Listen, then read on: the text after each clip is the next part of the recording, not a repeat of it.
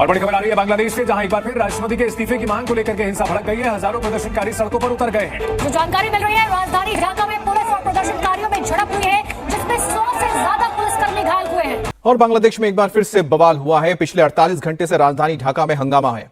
ढाका में प्रदर्शनकारियों ने राष्ट्रपति भवन को घेर रखा है। अचानक निकली भीड़ सुरक्षा घेरे को तोड़ते हुए राष्ट्रपति भवन के बेहद करीब जा पहुंची। सेना ने बांग्लादेश में सड़कों पर फिर से टैंक उतारे हैं और बांग्लादेश जहां कुछ ही समय पहले यहां प्रधानमंत्री का इस्तीफा हुआ था, शेख हसीना को कुर्सी से हटाया गया था, अब एक बार फिर से यहां पर हंगामा शुरू हो चुका है और अब की बार जो मांग है वो राष्ट्रपति के इस्तीफे की मांग है। प्रदर्शनकारी बांग्लादेश के राष्ट्रपति मोहम्मद शहाबुद्दीन का इस्तीफा मांग रहे हैं। आज इस मामले को लेकर मोहम्मद यूनिस सरकार की कैबिनेट की महत्वपूर्ण बैठक होने जा रही है। इस बैठक में राष्ट्रपति को लेकर कोई बड़ा फैसला हो सकता है। अब बांग्लादेश होगा दाने दाने को मोहताज, लेकिन भारत ही देगा अनाज। शेख हसीना के जाते ही बांग्लादेश की हालत खराब होने लगी। बांग्लादेश पर अब तो कुदरत भी लगता है बेरहम होने लगी है और इसके बाद अब बहुत जल्द बांग्लादेश में लोग भात के दाने दाने को मोहताज भी नजर आ सकते हैं।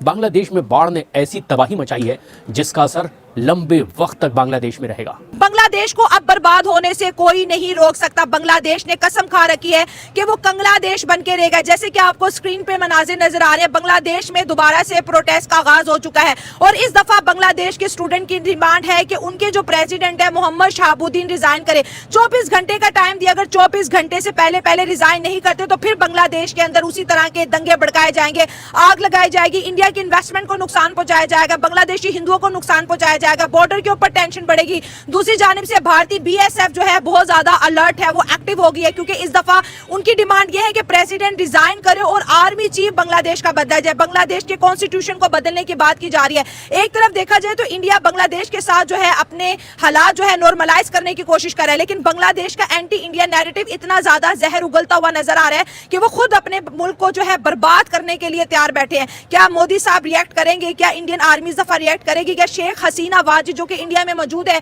क्या वो मंजर आम पर आके कोई बयान देगी? क्योंकि उनका ये मानना है प्रेसिडेंट का कि शेख हसीना वाजिद ने ऑफिशियली रिजाइन लेटर प्रेसिडेंट को नहीं दिया। तो उनके स्टेटमेंट के मुताबिक शेख हसीना वाजिद आज भी बांग्लादेश की वजीर आजम है और यही वो स्टेटमेंट है जिसने बांग्लादेश के अंदर दोबारा से दंगा भड़का दिया। मोहम्मद यूनिस जो है इंटरिम सरकार लेके बैठे हैं, उनकी भी साजिश हो सकती है या हो सकता है कि अमेरिका भी इसके पीछे हो।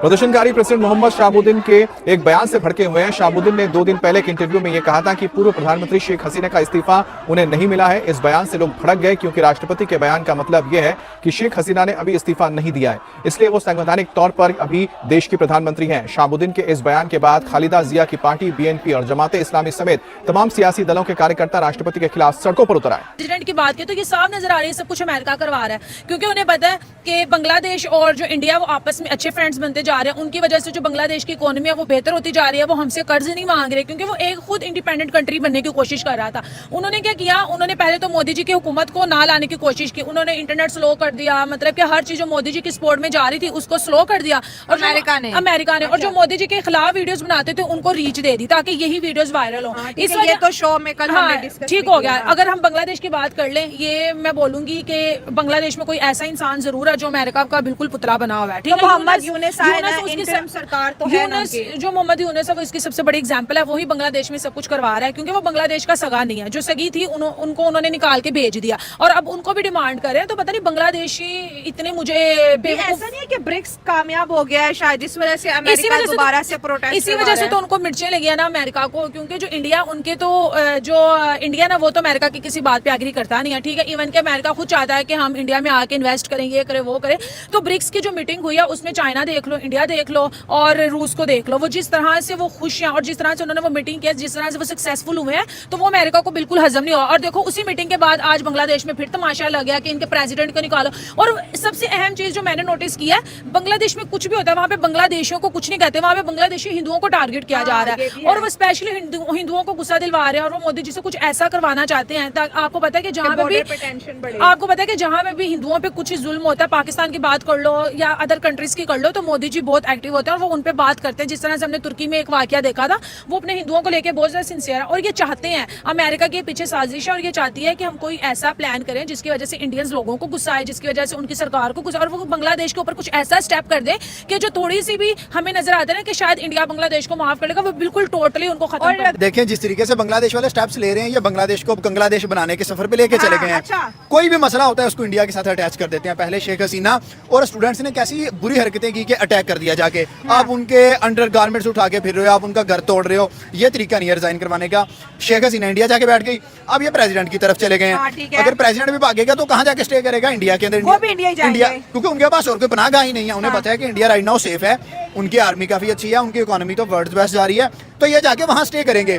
इसका डायरेक्ट नुकसान किसको होगा? बांग्लादेश को, जिसका 3 साइड से बॉर्डर लग रहा है इंडिया के साथ। एक ऐसा कंट्री जिसने आपको चारों साइड से घेरा हुआ है, जिसके मफादात, जिससे आपके मफादात जुड़े हुए हैं। अब देखें, अडानी ने बिजली बंद की है, बांग्लादेश के पल्ले क्या रहा है?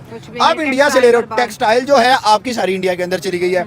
इन्वेस्टमेंट सारी पहले आपको इंडिया की तरफ से आ रही थी। दुनिया की इतनी बड़ी इकोनॉमी के साथ आप पंगा नहीं ले सकते। बेसिक ये पंगा करवा कौन रहा है? जिस तरीके से अमेरिका को लगा कि यार ब्रिक्स के अंदर, अब मोदी ने तो चाइना से हाथ मिला लिया, उन्होंने अब लगाई बांग्लादेश को उंगली कि आप जाओ और जाके इंडिया के खिलाफ स्टेप लो। बांग्लादेश सोचे इतना सा बांग्लादेश है और इतने बड़े इंडिया से पंगा ले सकते हैं? पाकिस्तान की इंडिया से ट्रेड बंद हुई तो हमारे आप देखेंगे महंगाई कितनी ज्यादा नजर आ रही है। अगर बांग्लादेश की भी बंद हो जाएगी, ऑलमोस्ट तो बंद ही है, अगर बिल्कुल बंद हो गई तो बांग्लादेश भी गया, रोड पे आ जाएगा। यूनुस सरकार भी अब बेबसी नजर आने लगी है। बांग्लादेश में आई बाढ़ ने करीब 11 लाख टन चावल वहां पूरी तरह से बर्बाद कर दिया है। बांग्लादेशी कृषि मंत्रालय के आंकड़ों से ये जानकारी सामने आई है। बांग्लादेश में अब खाने पीने की चीजों के दाम भी लगातार आसमान छूने लगे। खाने पीने की चीजों के आसमान छूती कीमतों के बीच में अब बांग्लादेश चावल के लिए भी तरसने वाला है, और यही वजह है कि यूनुस सरकार अब चावल के आयात को और बढ़ाने पर जोर देने वाली है, मगर उसका सहारा केवल एक ही देश होगा, भारत। दरअसल बांग्लादेश में बाढ़ ने अपना रौद्र रूप दिखाया है। अगस्त, सितंबर और अक्टूबर में भारी मानसूनी बारिश और ऊपरी इलाकों में जबरदस्त मूसलाधार बारिश हुई, और फिर उसके बाद ऊपरी इलाकों में जबरदस्त बर्बादी देखी गई। बाढ़ की वजह से एक भारी तबाही बांग्लादेश में हुई।